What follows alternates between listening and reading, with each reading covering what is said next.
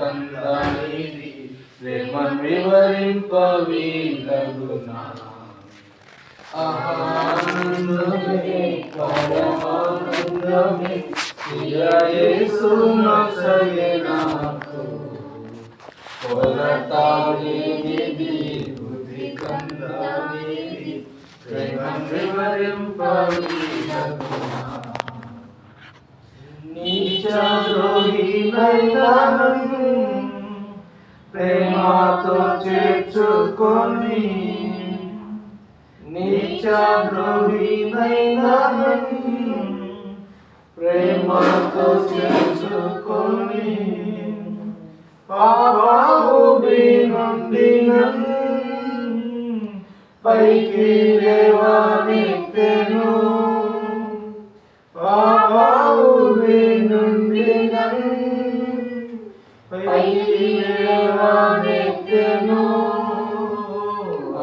ఆనందమే పరమానందమే ప్రియా యేసు నొసగే నాకు కొలతలేనిది బుద్ధి కందానిది ప్రేమను వివరింపవీలగునా బాగా చదువుతున్నాం. రెండవ తిమోతి పత్రిక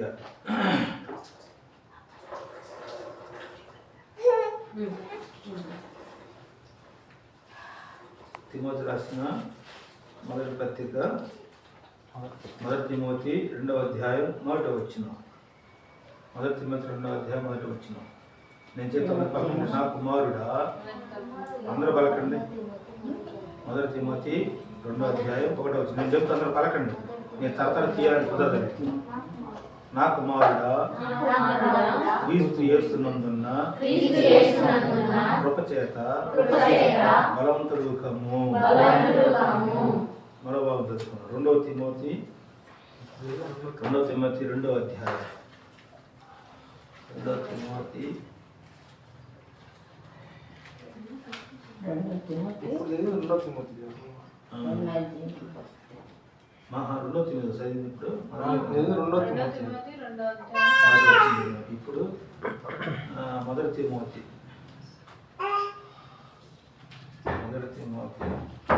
4వ అధ్యాయము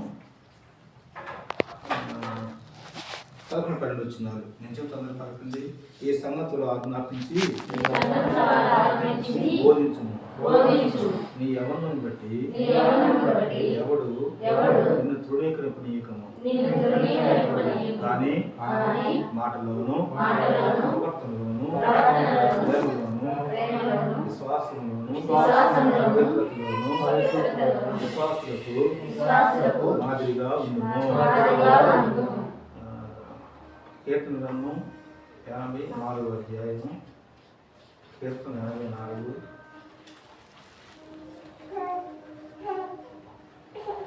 కీర్తన 84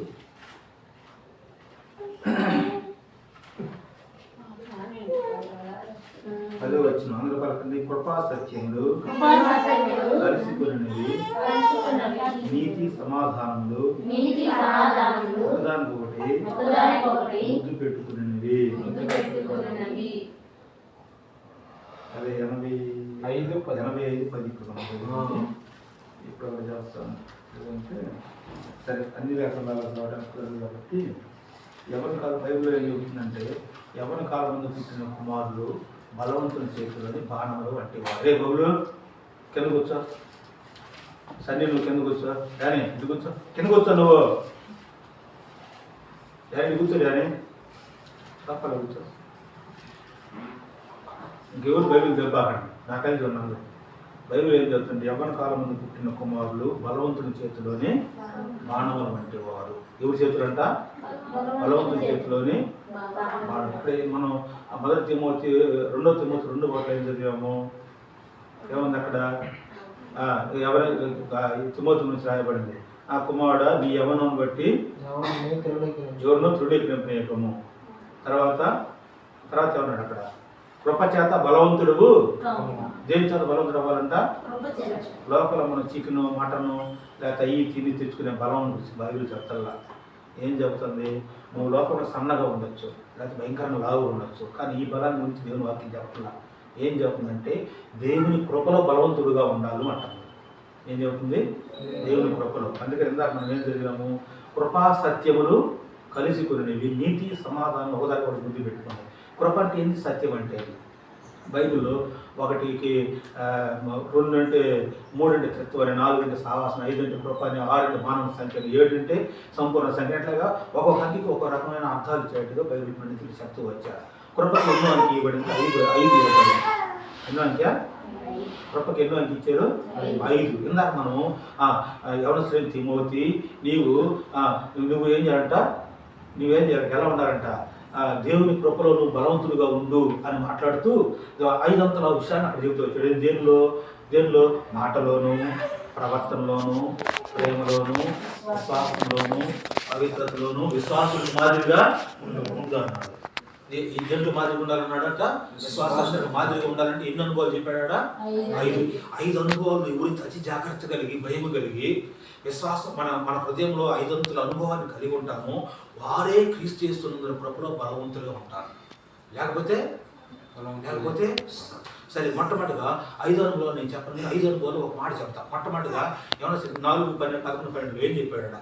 మొదటి 4 సంగతులను ఆజ్ఞాపించి బోధించుము, నీ యవ్వనం బట్టి ఎవడను చూపించము. కానీ మొట్టమొదటి ఏంటంట? మాటలు. దేవుని యందు మనం బలంగా ఉండాలి అంటే ఏమన్నా మన నోటి నుంచి చెప్పే ప్రతి మాట ఎలా ఉండాలంట? దేవునికి ఇష్టకరమైనదిగా, దేవునికి సంతోషపెట్టేదిగా, దేవుని కనపరిచేదిగా. అందుకని బైబిల్ శాసనం రాయబడింది ఏంది? నీ నోటి మాటలను బట్టి నువ్వు నీతిమంతుడు తీర్పునందువు అని ఒకసాట. నీతిమంతుడు 4 ప్రశస్తమైన వెండి వంటిది అంటాడు. నీవు మాట్లాడే ప్రతి మాటకు తీర్పు లెక్క అప్పచెప్పాల్సిందే. ఇట్లా చాలా విషయాలు నోటి మాటల నుంచి రాయబడుతూ వచ్చినాయి. నీ నోటి నువ్వు కళ్ళని పెట్టుకున్నట్లయితే నీ దేహం అంతా నీ స్వాధీనం ఉంచుకో శక్తి కలవాడవు అంటాడు. ఇంకోసారి ఎక్కడ? యాకోబు పత్రికలో. ఇట్లాగా మాటల గురించి బైబిల్ చాలా విషయాలు చెప్తా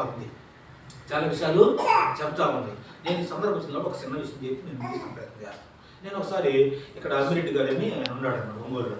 ఆయన దగ్గర నేను హెల్త్ ఫండ్ ఎగ్జిక్యూటివ్ ఆఫీసర్గా పనిచేస్తా ఉన్నాను. నాకు 24 hours కారు ఇచ్చారు, పెళ్లిగా జరిగిన సార్ కారు ఇచ్చారు. 8 హెల్త్ అసిస్టెంట్ ఉండేవాళ్ళు. దాదాపు 1,00,000 గ్రామాల పైనే తిరిగా నేను మెడికల్ క్యాంపులు పెట్టడానికి. అప్పుడు ఒక సందర్భంలో ఆదివారం వచ్చిందంటే దగ్గరలో ఉంటే నాలుగు వచ్చేది పరిచయం వాడుకుని తర్వాత వెళ్ళిపోయేవాడు. సరే ఒకసారి బాపట్లో క్యాంప్ పెట్టాలి. మేము బాపట్లో చీరాల్లో క్యాంప్ పెట్టాలి. చీరాలను బాపట్లో క్యాంప్ పెట్టాలి. 8 స్టేట్లు అక్కడ ఉండాలి. శనివారం నైట్కి వచ్చేసి పరిచయం చేసుకోవాలి. సోమవారం ఉదయాన్ని తిరిగి మళ్ళీ నేను వెళ్ళాలి. ఎక్కడికి? వాళ్ళ కాడికి వెళ్ళాలి, క్యాంప్ పెట్టాలి. నా పెద్ద బ్యాగ్ ఉండదు. బ్యాగులు మెడిసిన్స్, బైబులు, పాటల పుస్తకాలు అన్నీ ఉండేది దాంట్లో. నాకు కమిషను ప్లస్ శాలరీ వచ్చింది అనమాట. సరే ఏముందిలే అని ఆ రోజు కమిషన్ సాయంత్రానికి ఫుల్ వచ్చేది. వారం అయింది ఇంత నిండిపోయి నా జేబులు బాగా అట్టు వచ్చాయి నాకు. సరే సాయంత్రానికి మళ్ళీ కమిషన్ వేసుకుని ఒక 50 రూపాయలు జేబులు వేసుకుని 4 నుంచి ఒంగోలు ఇచ్చి ఆయన మెడిసిన్ తీసుకుని మళ్ళీ ఒంగోలు రైల్వే స్టేషన్కి పోయి ఇట్లా ఈ ఆటో ఛార్జీ 4 సీట్లు వచ్చే ఛార్జీ ఇటు పోయి కొంత 50 కొంత అయిపోయి అందున ఈ మధ్యలో టికెట్ తీసుకుని టికెట్ కౌంటర్లో ఉన్నా. టికెట్ తీసుకుంటాను. అదే ఆటో వెళ్ళిపోతుంది అన్నాడు. నేనేం టికెట్ అడుగుతున్నా ఆ ట్రైన్ పేరు అడిగి వాళ్ళని ట్రైన్ పేరుని అదే అన్నాడు. ఎనకడు సరళ తీసుకుని పరుగు పెట్టేంత సాపన ఎక్కేసారు కదా. అది పోయింది. చీరాలు పోయిందాక, బాపట్ల పోయిందాక, తెనాలు పోయిందాక, నోరులో పోయి విజయవాడ ఆగింది. ఏడాగింది విజయవాడ ఆగింది. విజయవాడ ఏం చేయాలి ఇప్పుడు? నా కర్మగా నేను యువకులు తిరుగుతున్నా. ఆడే 3 టికెట్ కలెక్టర్లు వచ్చారు. ఏం చేయాలి నేను? నాలాగా పొరపాటు పడ్డవాళ్ళు 2-3 ఆగించొక్కళ్ళు, ఆగించొక్కళ్ళు, ఇంటించొక్కళ్ళు అట్లా తప్పుకు వెళ్ళిపోయారు. నేను అప్పుడు విశ్వాసంలో దేవుళ్ళు ఇంకా అధికంగా ఉండేవాడిని. ఒరే నాయన, ఇప్పుడు నేను ఇటు పోయినంటే దేవునికి అవమానం తెచ్చిన అవుతాను. ఉన్నదంటే యథార్థం చెప్తాను. నేను దేవుడు తెప్పించాలి అని చెప్పి టీసీ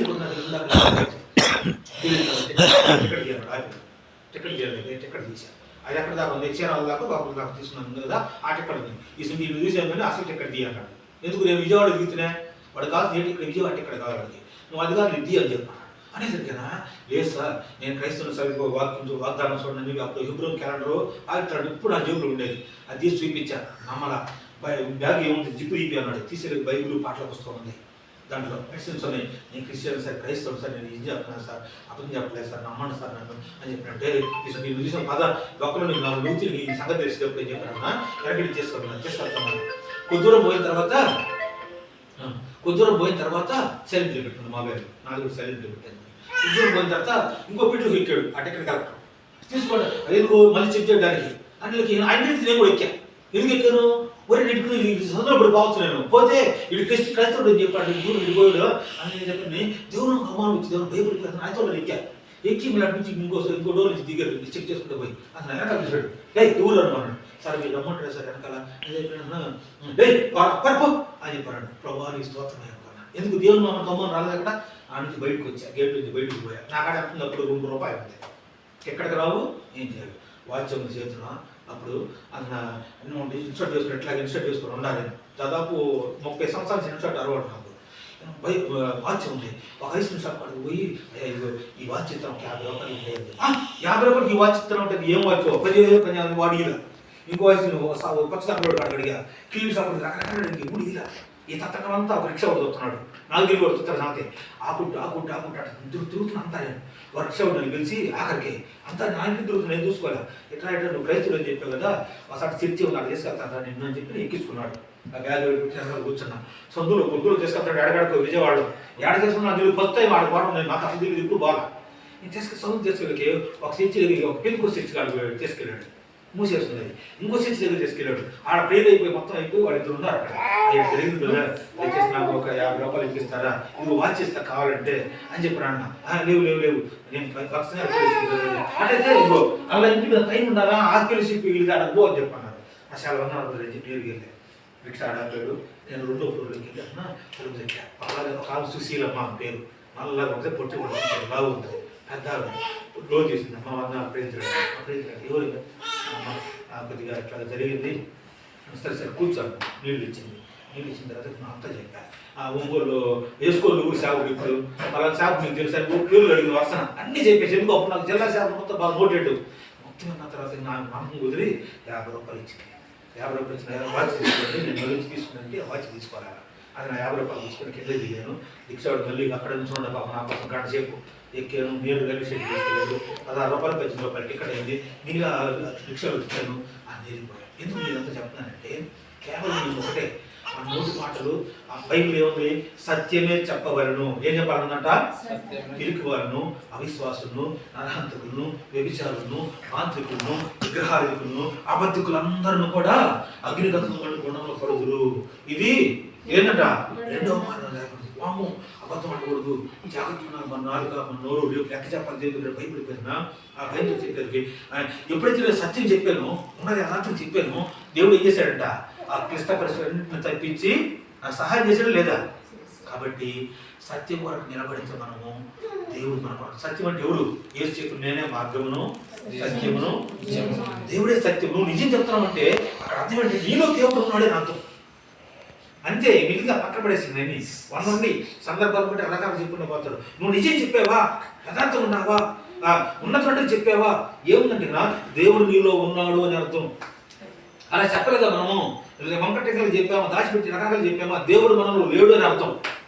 అది చిన్న విషయమైనా పెద్ద విషయం ఎందుకంట బైబిల్ రాయబడింది సంస్కృతి పాట చిన్న తప్పులైనా అది పాపం పెద్ద తప్పులైనా అది పాపం చెడు మాటలాడిన అది పాపం చెడు దారి నడిచిన అది పాపం ఆ పాపం మనలను క్రీస్తు నుండి దూరము చేయునుగా చిన్నగా అనుకుంటావు నువ్వు ఆ ఏముంది అనుకుంటావు నువ్వు 40 సంవత్సరాల విశ్వాసం కావచ్చు 50 సంవత్సరాల విశ్వాసం కావచ్చు పక్క రక్షణ పడే విశ్వాసం కావచ్చు నువ్వు ఎవరైనా కానీ దేవుడు యాక్సెప్ట్ చెయ్యడు ఎప్పుడు యాక్సెప్ట్ చేస్తాడు యథార్థంగా ఉన్నటువంటి నిజాన్ని నిజమే చెప్పాలి అబద్ధం చెప్పకూడదు క్రీస్తు కొరకే నువ్వు నిజంగా దేవుని బిడ్డవైతే నువ్వు దేవుడికి భయపడే వ్యక్తివైతే భక్తులు మనం ఉన్నట్లయితే మన క్రైస్తవులు చెప్పుకున్నట్లయితే ఖచ్చితంగా మన మాట యథార్థమే చెప్పాలి మనం అలా చెబితేనే దేవుడికి భయం వచ్చి సాసానికి అవమానం వచ్చి అలా చెప్పలేదు అనుకో అటుబడిగా అయిపోతుందంట నువ్వు అప్పటికప్పుడు దొంగనోట్లు మంచి నోట్లు చొరబడి నేను కూడా దొంగ ఎగురుతూ ఉంటుంది తెగ చలమడుతుంటారు బాగా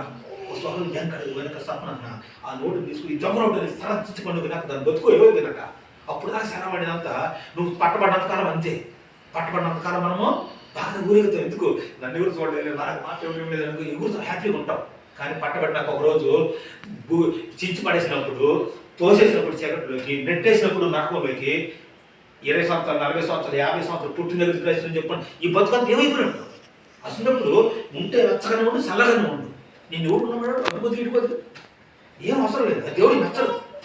అందుకని అంటాడు, ఏమంటాడు, యవనస్తులారా మీరు బలవంతుల చేతుల నుండి బాణాలు వంటి వారు. బలవంతుడు ఎవడు అంటే మన ప్రభు అయినా దేవుడు బలవంతుడు. మనం అంత బలహీనం. దేని బట్టి బలహీనం? మనం మన మాటలు, మన శాస్త్రాలు, మన బ్రతుకు, మన క్రియలు, మన పుట్టుక సమస్తం మనం పాపంతో నిండి ఉంది. కాబట్టి మనం బలహీనం. క్రీస్తు ఒక్కడే బలవంతుడు. అయితే మనం క్రీస్తులో బలవంతులుగా ఉన్నామా లేదా? బలవంతులుగా ఉండాలి అని అంటే 5వ అనుభవం క్రీస్తు బలవంతుడు కమ్మును పోయి యవనస్తులు చెప్పినట్టుగా యవనస్తులైన సహోదరుగా లేవు. ప్రతి విషయంలో బబుల్ గురించి మన టీచర్ ఫోన్ చేసింది.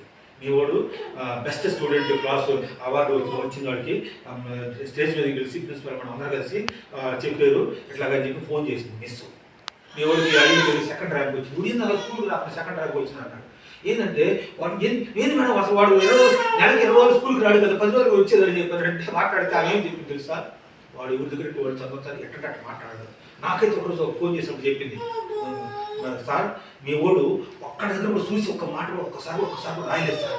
కనీసం వాడు కరెక్ట్ వాడికి ఏమొచ్చో అదే రాస్తాడు అంతే. చీటిని అసలు చేయడు. వాడి దగ్గర తీసుకొని రాయడు అసలు. వాడికి ఏమొచ్చిందో అదే రాసి కాలం వెళ్ళిపోతాడు. వాడు మౌనం ఉంటాడు, ఎవరు గెలుచుకోవడం చెప్పి వాడు ఫస్ట్ అవార్డు వచ్చిందని లేక నేను బెత్తకపోతే ఏంటంటే మనం లోకంలోని చింతని గురించి మనం సంతోషపడి గొంతులేస్తున్నామే. క్రీస్తులో మనం నిలబడినప్పుడు, సాతాను ఓడిపోతూ ఉన్నప్పుడు, దేవుడు మహిమ వస్తున్నప్పుడు పరలోకంట నిన్ను బట్టి నన్ను బట్టి దేవుడు ఆనందిస్తాడంట. అట్టి ఆనందాన్ని కలిగించే వారంగా ఉండాలి మనం దేవుడికి. అందుకే అంటాడు, ఆనందమే పరమానందమే యేసును సగే నాకు. ఎంత దొరికింది ఆనందము అంటే పాపవు నీచ ద్రోహినైనా ప్రేమతో పిలుచుకొని నీచ ద్రోహమైన పాపలు ఉన్న మనల్ని రక్షించుకున్నాడు కాబట్టి ఆయన ఆనందపడుతున్నాడు. అదేందా? అట్టి ఆనందం కలిగించే వారి జాగ్రత్తలు నీ పేరుందా, నా పేరుందా, మన పేరుందా, అది మనం పరిశీలించుకోవాలి. కాబట్టి దేవుని ఆనందాన్ని నిర్గమించాలంటే క్రీస్తులో బలవంతులు ఉండాలి. బలవంతులు ఉండాలంటే క్రీస్తు చేస్తున్న కృపలో ఉన్న 5 అనుభవాలు మనం జీవితంలో అలవర్చుకొని జీవించే వారు ఉండాలి అని అంటాడు. ఒకే ఒక మాట చెప్పి నేను ముగిస్తాను. కృపా సమాధానములు కలుసుకున్నవి నీతి, కృపా సత్యములు కలుసుకున్నవి నీతి సమాధానములు బాధపడు ముద్దు పెట్టుకునేవని రాయబడింది. ఇందా చదివిన మనం 85 కీర్తన 10 చదివిన అన్నమాట. కృపా సత్యములు ఏం చేసినట్ట కలుసుకున్నాయంట. కృపా సత్యములు కలుసుకునే. కృప అంటే ఏంది? కొత్త నిబంధన. సత్యం అంటే ఏంది? పాత నిబంధన ఏం చెబుతుంది? సత్యము కంటికి పన్ను, కంటికి కన్ను, కాలు తప్పు చేస్తుంటే మరణించాల్సిందే, పాపం చేసినప్పుడు రాడుతో చంపివేయవలసిందే. అప్పట్లో సత్యం చెబుతుంది, అది పాత నిబంధన గ్రంథం. అయితే అది నిలువుకొయ్య సిలువలో నిలువుకొయ్య పాత నిబంధన సత్యము. అయితే ఎవరు పాపం చేయాలంటే బైబిల్ చెబుతుంది అందరూ పాపులే, నేనే నువ్వు మనందరం పాపులే. అయితే మనమందరం శిక్ష అనుభవించాల్సిందే, రాళ్ళతో చంపబడాల్సిందే. మనం నరకానికి పాతాళానికి మరణానికి అరువులు మనం. అట్లయితే మనం చంపబోతూ ఉన్నప్పుడు, మనం చంపిపోతూ ఉన్నప్పుడు యేసుక్రీస్తు ప్రభువు కృప అనేది కృత్రిమ యేసు ప్రభువు ఏం చేయాలంటే నిలువుకొని ఉన్న దాని మీద, సత్యం మీద, పాత నిబంధన మీద కృత్రిమ క్రీస్తే అడ్డుపడ్డాడట. అందుకని సిలువ వేయబడ్డాడు యేసు ప్రభువు.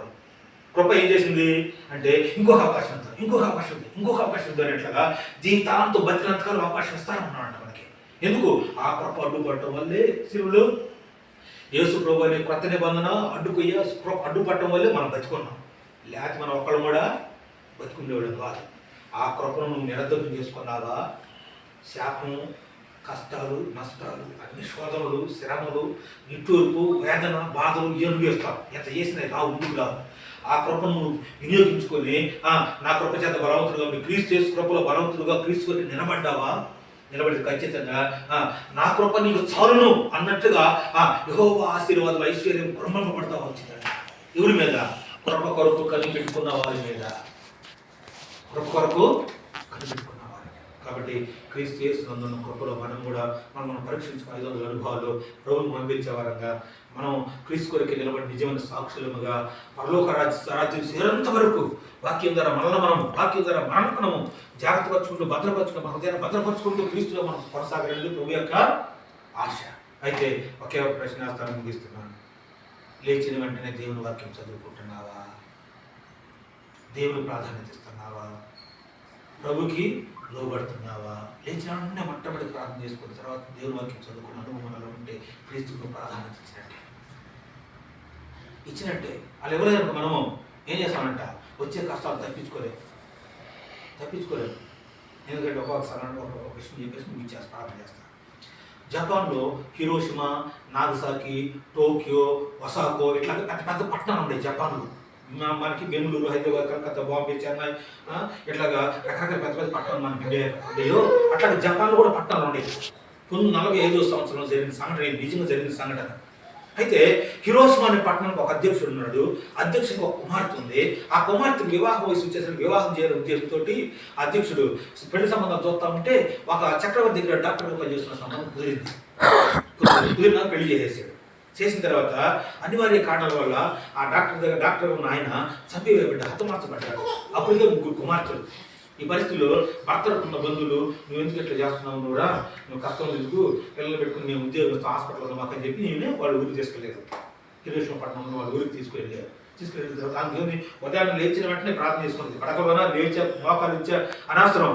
మనసుతో దేవుడు కొరకు చేసింది దేవుడు చూస్తాడు. నువ్వు మోకరించి అసత్యం చేసావు అనుకో, అబద్ధాలు చేసినా తినడు. నువ్వు మోకరించి పడుకోలే, పడక మీద పడుకొని చేసావు సత్యంగా తింటాడు. నువ్వు ఏ రూపం చేసావు అనేది అది ముఖ్యం. ఫస్ట్ నీ హృదయంలో ఉన్నటువంటి దాన్ని బట్టే దేవుని యొక్క వినాలి వినకూడదు అనేది ఆధారపడి ఉంది. సరే, మొత్తం చాలా ఉదయాన్నే లేచి ప్రార్థన చేసుకుని వాక్యం చదువుకొని ఆ డ్యూటీకి వెళ్ళి డ్యూటీ చేస్తూ ఉంది. సమాధానం లేదు. ఈ కొండలతో నువ్వు పారిపోము, వెళ్ళిపో అని వాక్యం చెప్పండి. అప్పుడు ఆమె ఆదికాండం 9వ అధ్యాయం చదివింది. ఆ రోజు ఆమె చదివి 17వ వచనం రాయబడింది. అక్కడ ఏమంటే ఈ కొండల చుట్టూ పారిపోము ఆ మాట ఆమెకి ఇంకా వెనకాల నుంచి కూడా బోధిస్తుంటే తోసేస్తుంటే చెప్తున్నట్టుగా బోధిస్తూ ఉంది. తట్టుకోలేక ఇంకా బంధువుల దగ్గరికి వెళ్ళి నాకు ఎందుకు దేవుడు పొమ్మంటున్నాడు, ఇక్కడ నుంచి వెళ్ళిపోమ్మంటున్నాడు అని చెప్పి బంధువులు చెప్పి పిచ్చిదాన్ని ఏమైంది నీకు అయ్యన్నా, సరే నీ ఇష్టం అని చెప్పాను. అక్కడికి పిల్లలు పెట్టుకొని సామాన్లు వేసుకొని లారీలు మొత్తం సర్దుకొని వెళ్ళిపోయింది. ఎప్పుడు 1945 సంవత్సరం ఆగస్టు 5వ తారీఖు వెళ్ళిపోయింది. ఆమె వెళ్ళిపోయిన తర్వాత హిరోషిమా పట్టణం చుట్టూ కొండలు ఉండేవి. ముందు రోజు నైట్ వెళ్ళిపోయింది. మరుసటి రోజు ఉదయాన్నే 8:20 అమెరికా వాళ్ళు అనుభవం వేసారు. 6వ తారీఖు ఒకటి, 8వ తారీఖు ఒకటి, 2 వేసారు. ఆమె ముందు రోజు నైట్ వెళ్ళిపోయింది. పిల్లలు తీసుకుని వెహికల్ సర్దుకుని వెళ్ళిపోయింది. ఆమె ఆ మరుసటి ఉదయాన్నే 8:20 అనుభవం వేశారు అమెరికా వాళ్ళు. ఆ పట్టణం హిరోషిమా, నాగసాకి 2 పట్టణాలు వేశారు. హిరోషిమా పట్టణం మొత్తం స్మాష్ అయిపోయింది. లక్షల మంది చనిపోయారు. అనేక కళ్ళు, కాళ్ళు, చేతులు మొత్తం అంగవైకల్యం పొందారు. ఒకరికి పిల్లలు పెళ్లి చేసుకుంటే ఏదో ఒక అంగవైకల్యంతో ఇప్పుడు కూడా అక్కడ పంటలు పండవు. అయితే ఆమె తన బిడ్డలను కాపాడుకోగలిగింది. ప్రార్థన చేసుకుంది. అది చిన్న వాక్యం, పెద్ద వాక్యం లేదు, బాగా ముఖ్యం. వాక్యం చదువుకుంది. ఆ తర్వాత అందుకని భక్తం గారు మనకి పఠింప శ్రేష్ఠ గ్రంథము బైబిల్ అనుదినము పఠించిన ప్రేమతో మన చదివితేనంట ఆ వాక్యం అంట మనకి బోధిస్తూ వచ్చింది, మనకు ఆలోచన పుట్టిస్తూ వచ్చిందంట. అది మనం చేయకూడదా, చేయాలా, తినకూడదా, పోకూడదా, ఇది మనకు ఆలోచన పుట్టిస్తూ మనకు నష్టాన్ని కలుగు చేయకుండా మనకు బోధిస్తూ వస్తుందంట ఆ దేవుని యొక్క స్వరం. అలా మనము కాపాడబడతా వస్తాము. అయితే చేయాల్సిన పని ఏంది? సత్యం కొరకు నిలబడుతున్నామంటే సత్యమైన క్రీస్తు వాక్యాన్ని మనం చదవాలి. లేచి వెంటనే ప్రార్థన చేసుకోవాలి. పడకలు చేస్తాం, మోకరం చేస్తాం, నీ ఇష్టం చేయాలి. తర్వాత క్యాలెండర్లోనా, బైబుల్లోనా ఇంకో చదవాలి. చదివి చిన్నపాటు అతను పనులు వేసుకోవాలి. దేవుడు ఖచ్చితంగా పక్షాన అలాగా బిడ్డల పక్షాన, కుటుంబాలు అందరూ సిద్ధపరచబడి పరలోక రాజ్యంలో ఈ సంతోషాన్ని అనుభవించే వారంగా చివరంత వరకు మా సాధ్యతను కాపాడుకుని ముందు కొనసాగాలని కోరుకోలేక అంటే ఆ దేవుని యొక్క వాక్యాన్ని దీవించుకోవడానికి ప్రోత్సాహాన్ని కోరుకున్నాం. దేవుడి లేఖన భాగాలు దీవించి ఆశ్రయించాక డాడీ ప్రార్థన చేస్తారు. వస్తూ తర్వాత నేను చేస్తాను. ప్రార్థన ఒకరు నువ్వు కూడా ఒక మాట చెప్తానని చేసుకుంటున్న మాట ప్రార్థన. పరలోకంలో తండ్రి, నాయన ఈ సమయంలో నా తండ్రి ఉదయాన్నే బర్త్డే సందర్భంగా నా తండ్రి నాయన విధంగా నా తండ్రి రక్తం చేత అనుభవం వాడి విశ్వాసం కానీ పశువులు నాయన చేసుకుని వాడు నా తండ్రి నాయన క్రియలను చేసి దీవించండి, ఆశ్రయించండి. ఎవరి నా తండ్రి టీనేజ్ వయసులో నాయన ప్రవేశించింది తండ్రి నాయన. తండ్రి నాయన ఆమె ఏమని కోరుకుంటుందో, ఎటువంటి ఆయన స్థాయిని ఆయన చేయించుకోవడానికి ప్రయత్నం చేస్తుందో దీవించండి, ఆశించండి. నా తండ్రి నాయన నీకు మా నామ రక్షణ పొందేలాగా దీవించండి, ఆశించండి. మంచి మనసును దయచేయండి, ఉన్న మంచి మనసును ఆశించండి, దీవించండి. నా తండ్రి నాయన అక్కభావాన్ని దీవించండి, నాయన దీవించండి, ఆశించండి. నా తండ్రి కుటుంబం తండ్రి నాయన ఇంకా అనేక ఆత్మీయ మీరు మీరు గమనించండి. అనేక సాక్షులతో ఇంకా ఈ కుటుంబంలో ఈ శ్రీపులాగా నా బిడ్డను ఆశీర్వదించి దీవించండి తండ్రి. ఇంకా నా తండ్రి 100 సంవత్సరాలు నాయన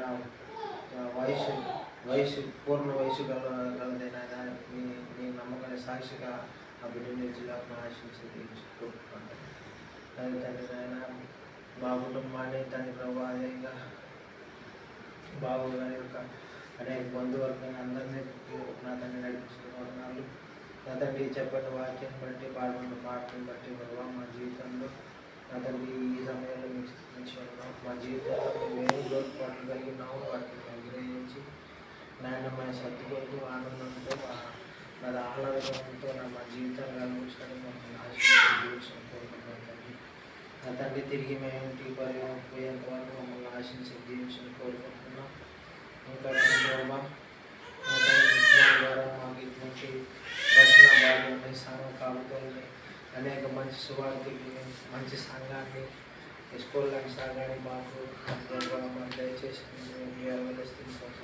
ఇప్పుడు ఎవరైనా రక్షణ లేక రక్షణ పొందేలాగా మేము ఆశించి కోరుకుంటూ రక్షణ పొంది మమ్మల్ని మా స్వరక్షణ మేము మరణపర్యంలో కాపాడుకునేలాగా మాకు మంచి యేసుక్రీస్తున్నాము ప్రార్థన చదువుకుంటున్నాము.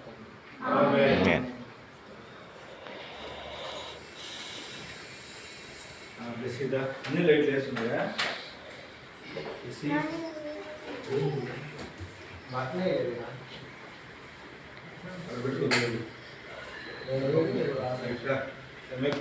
ఫోటోలు ఏమైనా చేయాలంటే తీసుకోవచ్చు. అది ఆన్ చేస్తావా? సరే, అది ఇక్కడ కనపడదు కదా. అయిపోయినాక చేస్తాను.